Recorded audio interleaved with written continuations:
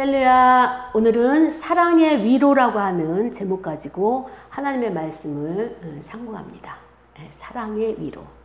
어떻게 하나님께서 이 말씀을 우리에게 또 이렇게 깨달아 알아듣도록 우리의 영과 혼과 육이 이 말씀을 통하여서 잘 힘과 능력을 받을 수 있도록 역사하실지 기대하면서 말씀을 함께 나누겠습니다. 지난주에 성령의 말씀하심이 있으셨어요. 그래서 제가 기도원이라고 하는 데를 잘 안 가는데 마음에 감동을 주셔가지고 제가 기도원회를 올라갔습니다. 하나님께서 나에게 어떤 말씀하심이 있겠구나라고 기대를 하면서 기도원회에 올라갔죠. 근데 역시 하나님이 준비하신 말씀이 계셨습니다. 그 말씀은 어떤 말씀이었는가 하면 오늘 본문인 거예요. 이 본문 말씀. 오늘의 본문 말씀은 뭔가 하면은 어떤 여인이 예수님에게 향유, 옥합을 깨뜨려서 향유를 붓는 그 나드향을 붓는 그 말씀이죠. 이 말씀인데 저는 그 말씀을 하나님께서 나에게 주시는 질문, 메시지로 딱 들은 거예요. 그러면서 나에게 있어서의 그 가장 값 있고 내가 가장 소중하게 생각하는 그 옥합이 무엇일까? 지금 이 시점에서 주님이 나에게 이 옥합을 깨뜨리라고 말씀하시는데 어떤 옥합을 깨뜨려야 될까? 라고 하는 그런 질문이 나에게 던져지게 됐습니다. 그래서 예전에도 하나님께서 이 문제에 대해서 말씀을 하셨는데 또다시 지금 이 시점에서 저에게 말씀을 하시는 거예요. 그래서 제가 이 문제를 돌아보면서 무엇을 요구하시는가?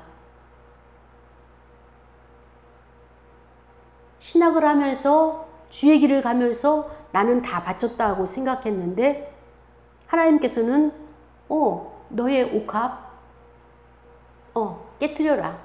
나들을 깨트려서 나에게 부어라. 나에게 바쳐라. 이런 메시지가 계속적으로 들리는 거예요. 그래서 제가 하나님, 나는 다 바쳤는데 나의 삶을, 나의 생을 다 바쳤는데 모든 것을 다 내려놓고 다 바쳤는데 아직도 남아있나요?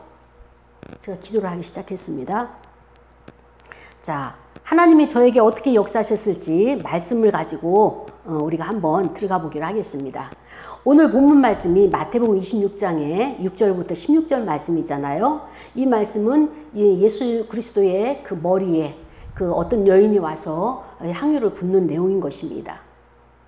그래서 베다니의 나병 환자, 그 시몬의 집이죠. 시몬의 집에 초대를 받아서 예수님이 식사를 하고 계실 때 어떤 여인이 들어와 가지고 자기의 옥합을 깨뜨려서 예수 그리스도의 그 머리에다가 이 옥합에 그 향유를 부었습니다. 근데 난데없이 갑작스럽게 이 여인이 들어와 가지고 이런 행동을 하는 걸 보면서 거기 있던 제자들이 막 화를 내는 거예요. 분개하는 거예요. 근데 그 화를 내는 것은 뭐냐면 우리가 같이 대화를 하고 식사를 하면서 이 분위기를 깬 거에 대해서 화를 내는 것이 아니라 너가 지금 깨트려서 예수 그리스도의 머리에 붓는 그 향유, 나드 향의 가격이 얼마인 줄 아느냐? 그렇게 비싼 것을 사다가 예수님의 머리에 붓느냐? 이런 의미로 화를 내는 거예요.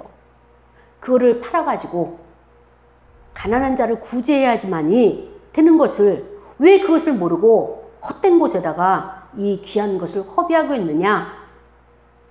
여기에 대해서 분개를 하고 있는 겁니다. 예수님께서 그 광경을 보시고 말씀을 하셨어요. 얘들아, 너희들이 어찌하여서 이 선한 일을 하고 있는, 좋은 일을 하고 있는, 아름다운 일을 하고 있는 이 여인을 괴롭히고 있느냐? 그 여인은 나에게 지금 가장 좋은 일을 하고 있다. 이렇게 말씀하셨어요. 그러면서 주님이 말씀하시기를 가난한 자들은 너희들에게 항상 내 주변에 있다. 너희들 주변에. 그러나 나는 너희들과 항상 있지 않다.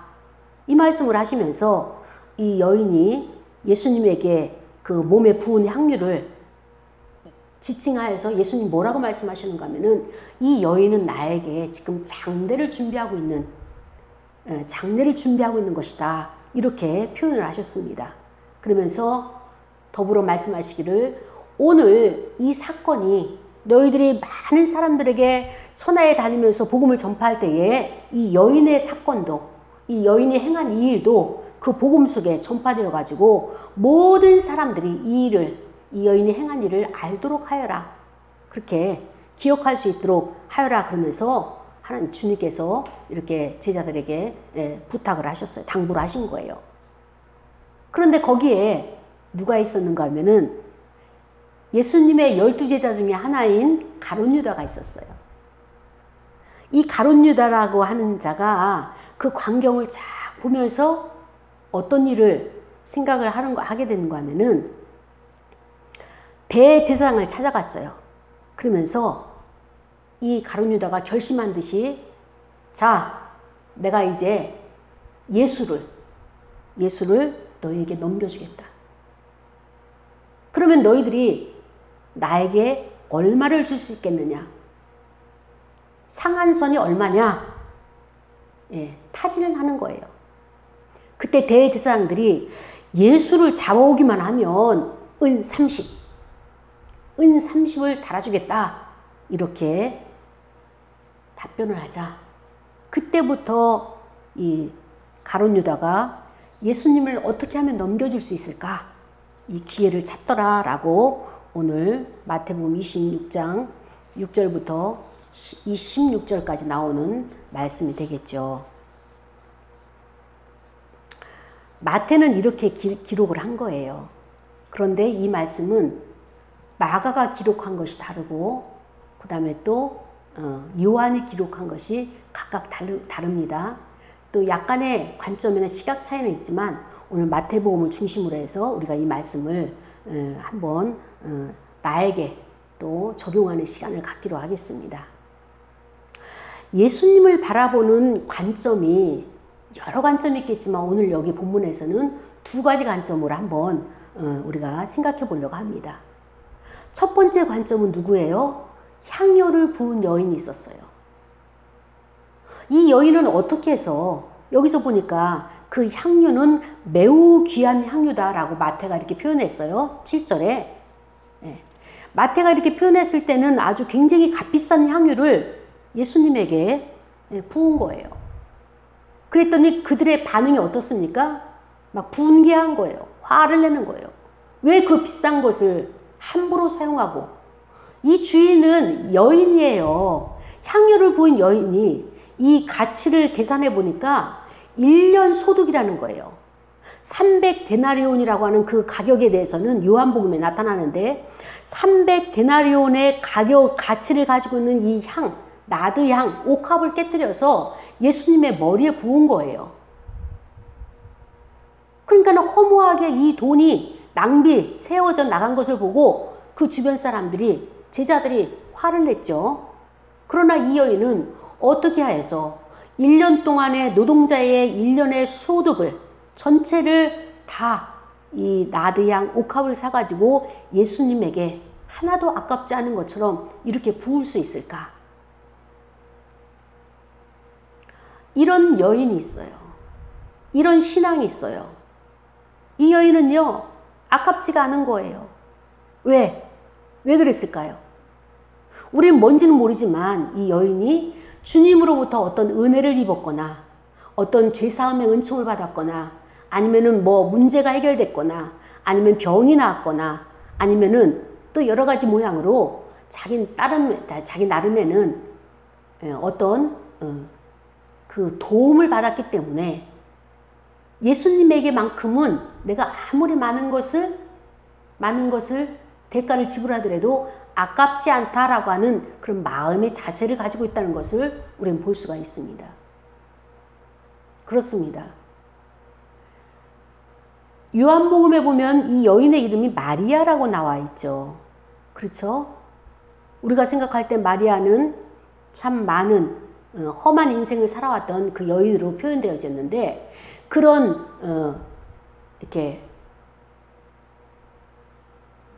힘든 인생, 정말로 그 천박하게 살아왔던 그런 인생의 모든 것을 다 정리하고 주님을 바라볼 수 있도록, 주님을 따를 수 있도록 이런 삶의 태도를 바꿔놓으신 분이 바로 예수 그리스도십니다. 마리아에게 있어서 예수 그리스도는 복음이에요.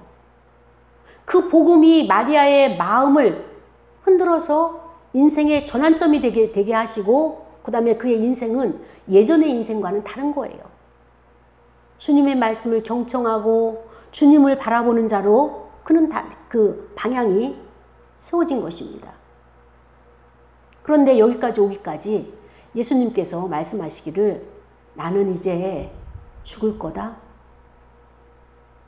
나는 너희들을 떠나서 십자가를 지고 죽을 거야.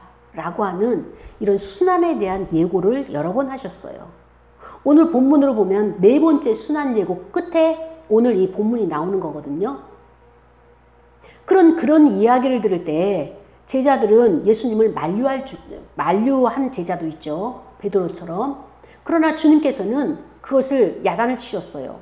왜? 하나님의 뜻을 이루어야 되기 때문에, 이것이 사명이고 이것을 위하여서 주님이 이 땅에 오셨기 때문에 예수님은 베드로의 만류를 그것을 지적하시면서 야단을 치셨어요.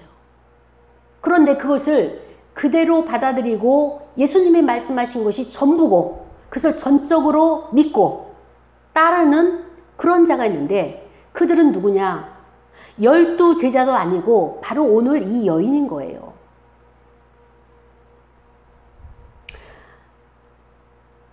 사람들이 나를 누구라 하느냐 이렇게 질문했을 때, 너희들은 나를 누구라 하느냐 질문했을 때 베드로가 주는 그리스도시요 살아계신 하나님의 아들이십니다 라고 고백을 했죠.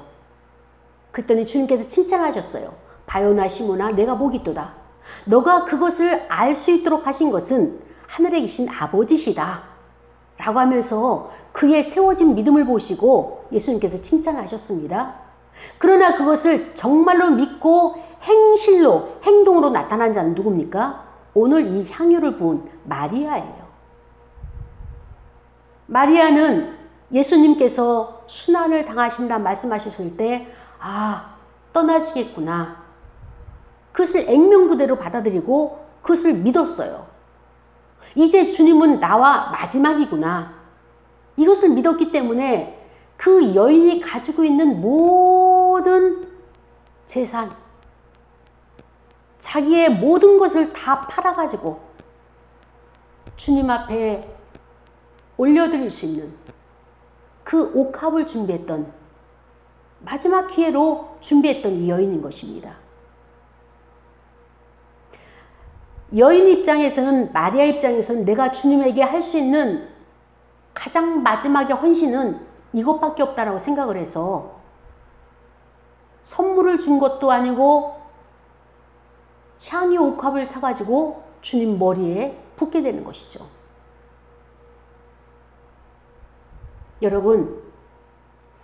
여러분은 주님이 오셔가지고 너와 나는 지금 마지막이다. 나는 떠날 거야. 이렇게 말씀하실 때 여러분은 어떤 태도를 취하겠습니까? 정말 여러분이 예수 그리스도를 믿는다면 주님의 말씀을 액면 그대로 다 받아들일 수 있고 그것이 믿음으로 여러분의 행동으로 표현할 수 있습니까? 여러분의 믿음의 행동의 표현은 어떤 것으로 나타날까요? 주님이 저에게 이 질문을 하신 거예요. 너가 가지고 있는 가장 귀중한 옥합 깨뜨려라. 저는 이 질문을 받고 나서 아무리 생각해도 저는 다 바쳤어요. 내가 신학의 길을 가고 주의 길을 가려고 모든 것을 다 내려놓고 이 길을 갔으면 다 바친 거 아닙니까? 그런데 주님은 요구하게 계신 거예요, 저에게. 저는 생각했어요. 기도했어요. 묵상했어요. 나에게 있어서의 옥합이 무엇이지? 물질인가? 그럼 이 물질을 다 바쳤는데 지금 가지고 있는 이 두 랩돈과 같은 이것도 다 바쳐야 되는 것인가? 라는 질문을 해봤죠. 근데 물질이 아닌 거예요. 그럼 뭐지? 깨달음이 왔어요. 주님이 저에게 요구하시는 것은 생명이에요. 제 목숨을 요구하고 계시는 거예요. 처음에는 이해를 못했어요. 다 바쳤는데 주일을 하다가 주님이 부르시면 가면 난 그 목숨 바친 거 아닌가?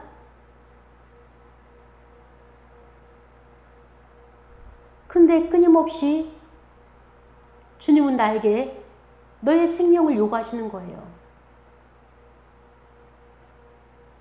이 마리아도 주님이 너의 생명 나에게 바쳐라, 네 향유 옥합 나에게 바쳐라 요구하지 않으셨어요. 그러나 마리아는 나의 가장 사랑하는 그분, 나를 건져주시고 구원해주시고 살려주신 그분, 나 때문에 또 십자가에서 죽음을 맞이하시고 찢겨지시고 피 흘리시려고 준비하시는 그분을 위해서 내가 할 수 있는 것은 무엇일까? 모르겠지만 내가 가지고 있는 가장 소중한 것은 이것이야. 그 옥합을 준비해서 깨뜨리면서 마리아는 예수님의 말씀하시는 그것을 내가 주님을 믿고 주님 말씀하심을 전적으로 받아들였습니다 라고 하는 표현을 한 것입니다.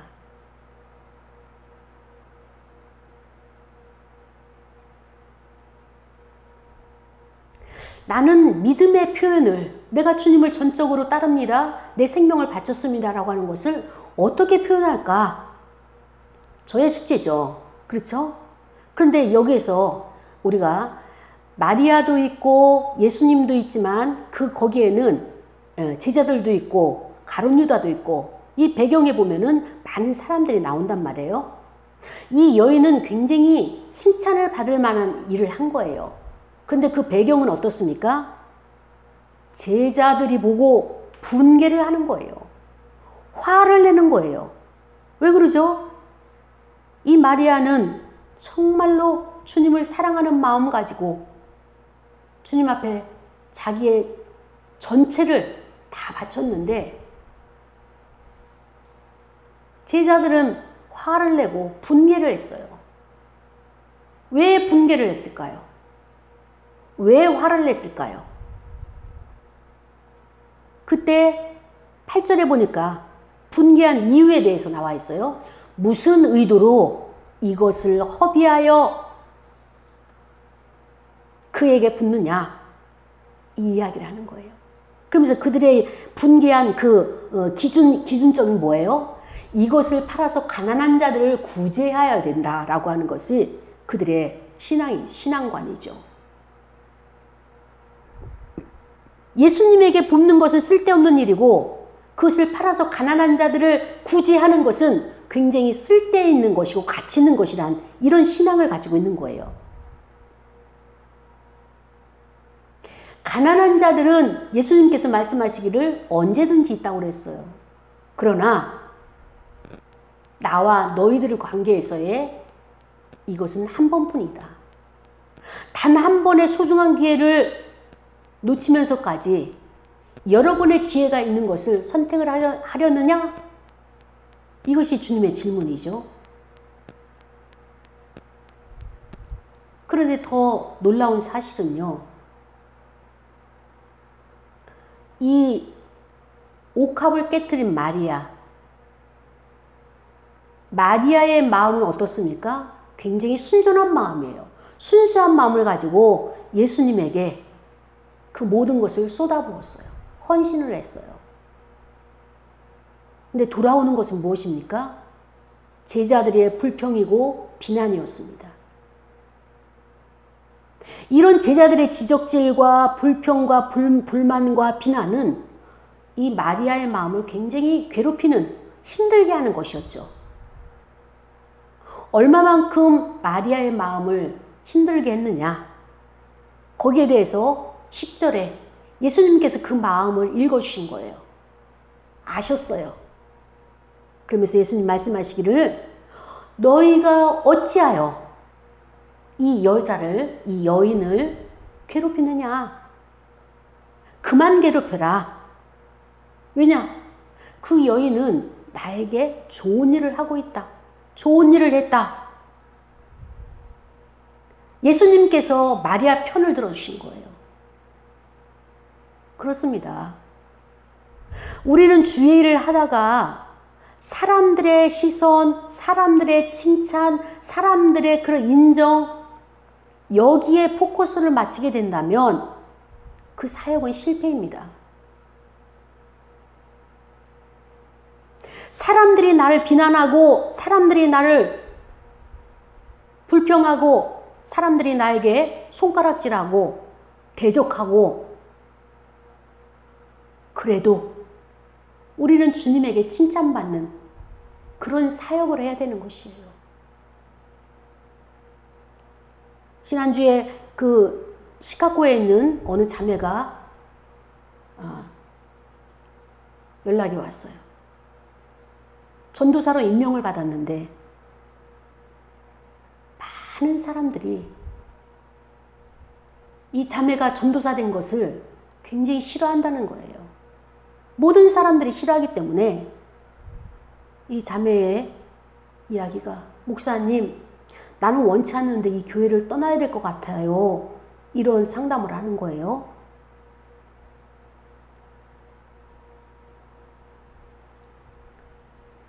우리가 주의 일을 하는 데 있어서 고난을 받고 비난을 받고 하는 것은 제대로 하고 있다는 증거가 되는 것입니다. 이래서 힘들어서 떠나고 저래서 힘들어서 떠나는 걸 회피해요.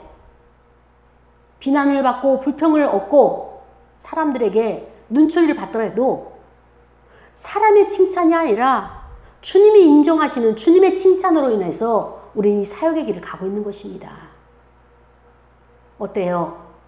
여러분들이 사역 현장에서 힘들고 어렵다면 나에게 가시와 엉겅퀴와 옆구리 찔레처럼 이렇게 찌르는 자들이 많다면 여러분은 아하, 내가 제대로 하고 있구나 이렇게 보시면 맞습니다. 주님 앞에 헌신하기 위해서 정말로 자기 자신의 모든 것을 다 팔아서 주님 앞에 부었더니 그 이웃에 있는 제자들과 그 환경 가운데 있는 현재 삶 속에서 생활하고 있는 자들이 비난하고 불평하고 그보다 더 좋은 방법이 이 방법인데 왜 그 방법을 선택했느냐 이렇게 지적질을 하는 것을 볼 수가 있습니다. 그때 주님께서 그 여인의 편을 단호하게 들어주시면서 뭐라고 말씀하셨습니까? 예, 제자들의 그 비난을 중지시키시면서 그 여인의 행동에 대해서 변론해 주시는 거예요. 마리아는, 이 여인은 좋은 일을 하고 있다. 아름다운 일을 하고 있다. 나의 장례를 준비하고 있다. 딱 규정을 지어주신 것입니다. 우리는 주님께서 사역의 현장에서, 삶의 현장에서 이렇게 내 편 들어주실 때에 나를 인정해 주실 때 그때까지 견뎌내는 거예요. 감당해내야 되는 것입니다. 도망가는 것이 아니고 회피하는 것이 아니고 주님은 십자가에서 이제 몸이 찢기고 물이 흘리고 피가 흘리고 모든 것을 다 내려놓을 그 자리에 가시는 주님인데 내가 도망가서 내가 이 자리에서 회피해서 어디로 가겠습니까? 자, 그렇다면 그동안의 제자들이 주님을 따르고 주님의 하신 모든 기적과 이적과 말씀 이 모든 것을 다 가까이에서 들었는데 3년 동안 함께 했는데 어찌하여서 이렇게 제자들이 분개를 했을까요? 일단 이 향유를 부은 여인 마음속에는 오직 주님밖에 없는 거예요. 오직 주님만 있는데 제자들의 마음에는 어떻습니까? 주님이 순환을 당하시는지 앞으로 어떻게 되실지 거기에 대한 감각이 없어요. 믿음이 없어요. 그리고 관심 가지고 있는 것은 뭐예요? 물질이에요.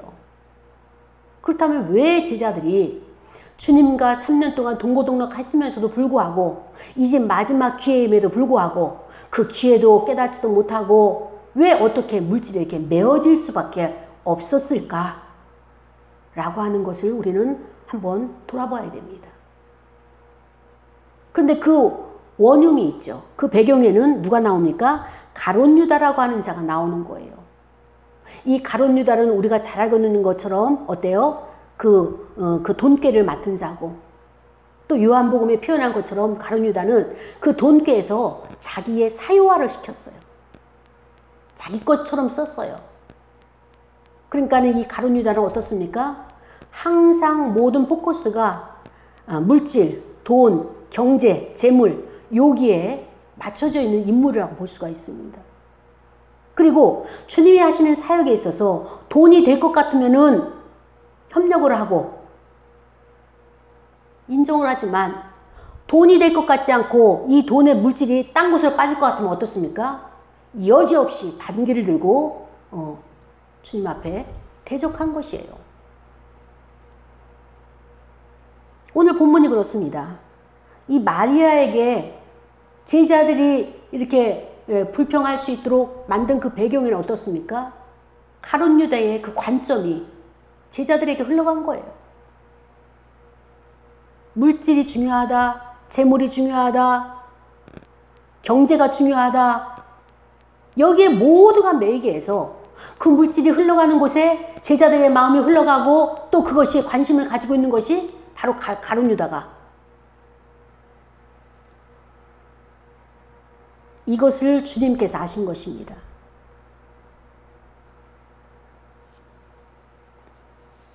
마리아는 예수님이 죽으실 것을 알고 거기에 준비를 했다면 제자들은 예수님은 아직 들어오지 아니하고 예수님 주변에 있는 그 물질이 흘러가는 거기에 관심이 마음이 빼앗긴 거예요. 그러자 어땠습니까? 가룟 유다가 대제사장들을 만나는 거예요. 대제사장을 만나가지고 어떻게 했습니까? 이제 때가 됐다. 내가 예수를 넘길 것이다. 자, 그러면 얼마를 주겠느냐? 아, 참. 어떻게 보면은 주님이 가장 불쌍하신 분이에요. 그렇게 먹이고 입히고 하늘의 양식으로 이 땅의 양식으로 3년 동안 동거동락했으면서도 결국에는 배신을 당하실 수밖에 없는 그 예수님의 입장. 세상 사람들의 가치의 관념이 그거예요. 힘이 있을 때는 가까이 갑니다. 그리고 그에게 추종하는 것처럼 해요. 그러나 이제 예수님께서 보아하니까 로마에 맞서서 싸울 분도 아니고 그 다음에 곧 죽은다고 하시니까 이제 더 이상 이분을 따를 명분이 없는 거예요. 그러니까 가차없이 그분을 내쳐도 그분을 그냥 배신해도 가룟 유다의 가치, 제자들의 가치 속에서는 그 양심의 가책을 느끼지 못하는 아직까지도 그 상태라는 것을 성경은 보여주고 있는 것입니다. 예수님이 말씀하시는 것은 무엇입니까? 단 한 번의 기회를 너희들이 그냥 놓쳐버리고 있구나. 오직 한 번의 기회만이 올 수 있는데 그 온 기회를 너희들은 이것을 놓치려 하고 있구나. 이 안타까움을 표현하고 계시죠. 어떻게 이 제자들이 어느 누가 하나 장례를 준비하는 자도 없고 예수님이 순환받으실 죽으실 그것을 고민하는 자도 없고 그 예수님께서 장례에 하나 마음대로 치르지도 못하도록 어떻습니까? 제자들이 주님의 일을 태클을 하고 있어요. 주님은 태클을 당하고 있습니다, 지금.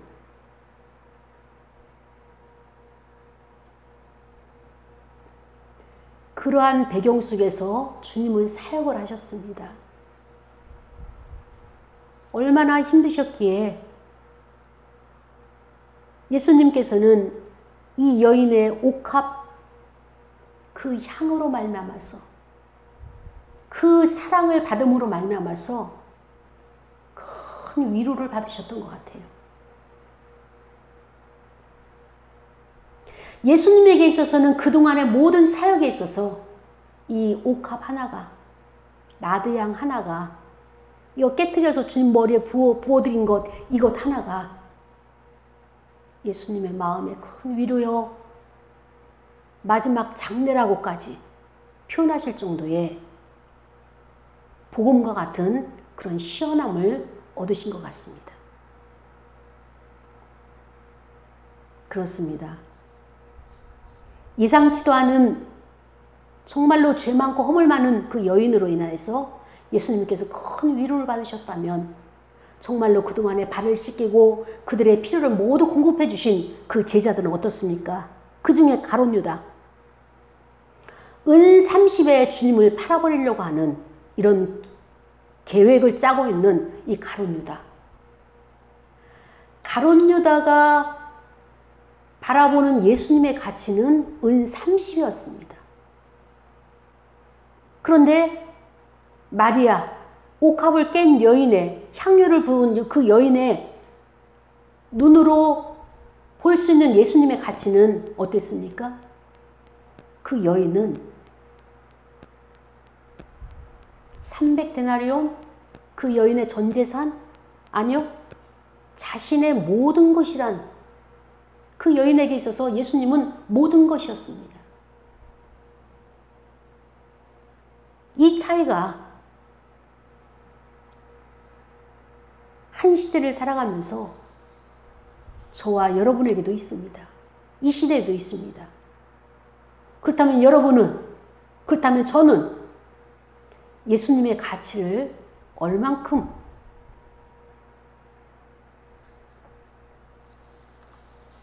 인정하고 계십니까?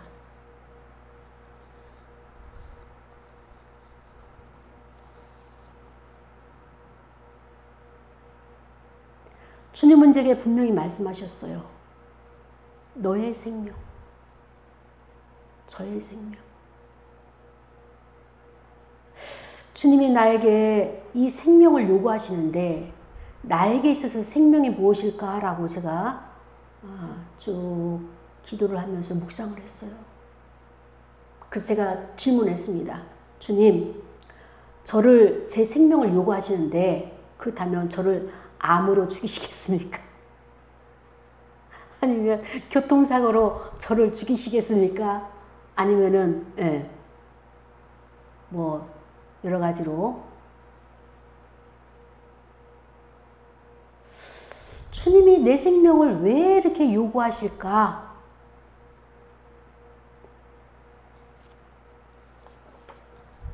계속적으로 저에게 그 요구를 하시는 것을 보면서 제가 깨달은 것은 바로 갈라디아서 2장 20절 말씀인 것입니다.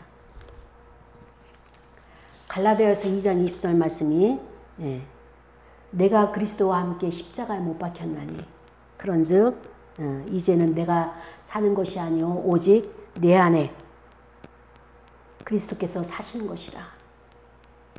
이제 내가 사는 것은, 내가 육체 가운데 사는 것은 나를 사랑하사 나를 위하여 자기 몸을 버리신 하나님의 아들을 믿는 믿음으로 사는 것이다 라고 말씀하신 그 말씀이 저에게 이렇게 부닥치면서 그동안에 내 의사를 정확하게 표현했고, 싫으면 싫다, 아니오는 아니다, 예스는 예스다 하면서 나의 그런 생각과 가치를 표현했지만 이제는 주님이 나의 생명을 요구한다는 것, 내 목숨을 요구한다는 것은 바로 이 가치에 대해서 십자가에 못 박은 주님의 이 가치, 그것을 나에게도 내가 그리스도와 함께 십자가에 못 박은, 그러니까 나는 목숨이 없는 거예요. 생명이 없는 거예요.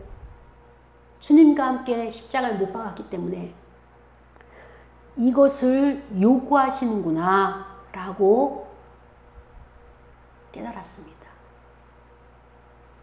사랑하는 여러분, 저에게만 주님께서 내가 그리스도와 함께 십자가에 못 박았으니 이제 너가 사는 것은 예수 그리스도를 믿는 믿음 안에서 사는 것이다, 이렇게 말씀하시는 것이 목사인 저에게만 요구하는 것이 아니라 성도인 여러분에게도 주님께서 요구하시는 말씀이시죠. 자, 그렇다면 내가 죽었는지 안 죽었는지 어떻게 합니까? 삶의 현장에서 하나님께서 확증시켜 주시는 거예요. 어떻게 해요? 성도가 나를 힘들게 해요. 어렵게 해요. 나와 생각이 반대되는 사람도 있어요. 대적하는 사람도 있어요. 어떻습니까? 죽은 자는 여기에서 반응을 안 보이는 거예요. 내가 힘든 것은 내가 살아있기 때문에 힘든 것이죠. 내 자아가, 내 의가 있기 때문에 힘든 거예요. 주님께서 이것을 아시고 뭐라고 말씀하셨냐? 이제는 반응을 보이지 않고 십자가에 죽은 것 그 자체로, 그러면 그것이 나에게 생명을 바친 것이다, 목숨을 바친 것이다, 이 말씀을 저에게 깨달음으로 주셨습니다. 그렇습니다.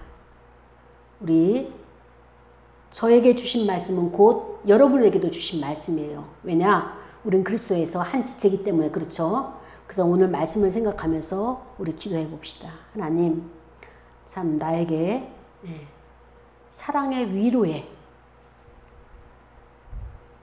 옥합에 위로받으신 그 주님께서 요구하시는 것이 바로 생명, 가장 소중한 옥합을 깨뜨리라고 하시는데, 그것이 내가 죽는 것이라면 하나님, 내가 주님과 함께 십자가에 못 박여 이제는 내 안에서 그리스도만이 사시도록 나를 도와달라고 우리 이 시간에 말씀을 생각하면서 다 같이 통성으로 기도하시겠습니다.